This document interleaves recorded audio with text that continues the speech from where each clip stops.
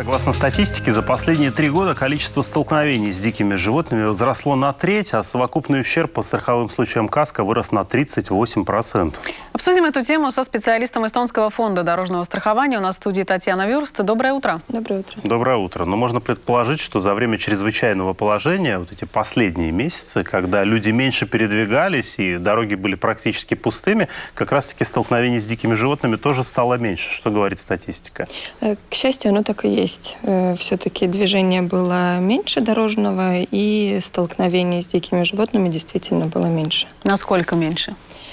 Примерно в половину. Если все же говорить о том, что машина сталкивается с дикими животными, то с какими именно животными чаще всего это происходит? В первую очередь лидируют косули, за ними больше 70% столкновений. Потом идет лось и кабан. Если посмотреть на цифры прошлого года, то они кажутся очень большими. 4800 случаев столкновения с дикими животными. Правильно ли я понимаю, что многие из этих случаев просто были, скажем так, незначительными дорожно-транспортными происшествиями, о которых не сообщалось в новостях? Иначе бы у нас ленты были просто перегружены сообщениями о том, что где-то столкнулся автомобиль с дикое животное. На самом деле 4800 случаев – это то, что зарегистрировано под страховыми случаями КАСКО. Подобных мелких столкновений с автомобилями, у которых нет страхового договора КАСКО, их значительно больше. И случаи, когда происходит ДТП со столкновением с диким животным, где страдают люди, они действительно отображаются в медиа, и мы об этом слышим. Но, в принципе, ежегодно регистрируется по КАСКО более 4-5 тысяч страховых случаев. Наверное, столкновения с мелкими животными вообще особо никак не регистрируются, потому что если, скажем, ехать иногда по трассе в Тарту или в Нарву, можно увидеть довольно много сбитых животных, мелких каких-то, скажем, лисиц или енотов.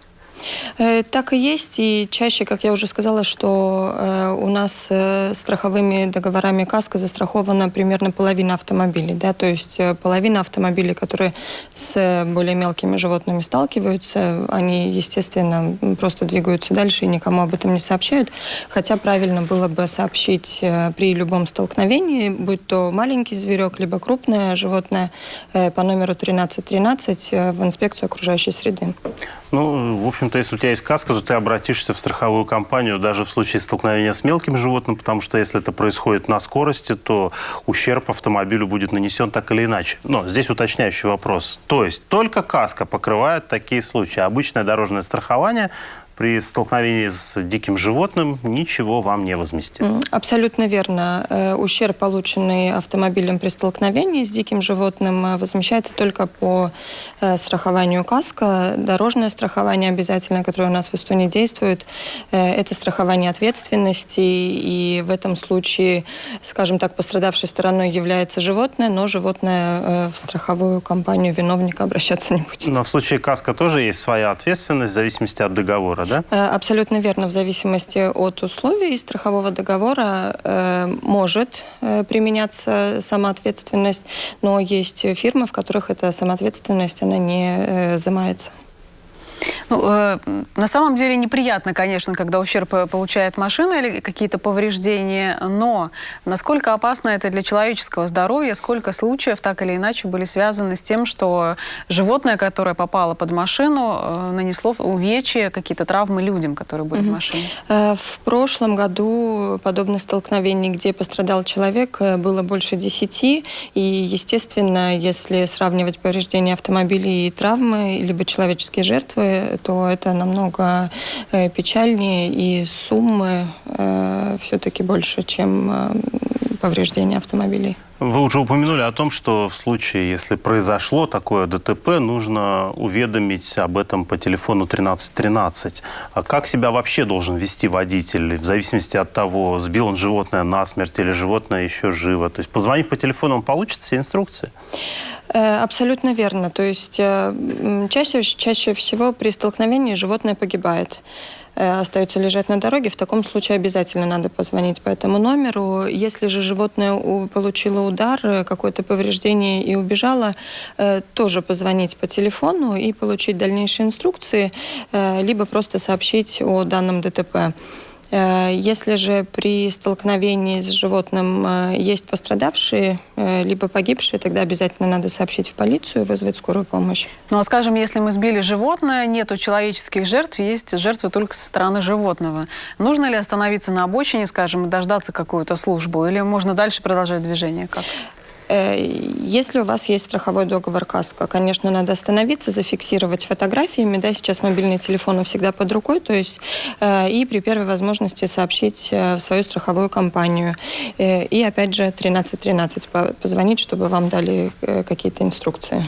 Если вернуться в начало нашего разговора, не берем во внимание сейчас время вынужденной изоляции, когда количество автомобилей на дорогах было меньше и, соответственно, было меньше аварий. Вот этот рост за последние 3 года на треть. На 38% стало больше случаев возмещения ущерба по страховке КАСКО. С чем это, на ваш взгляд, связано? Причины, почему дикий зверь выбегает из леса на дорогу, разные. Обычно это происходит в местах вырубки леса.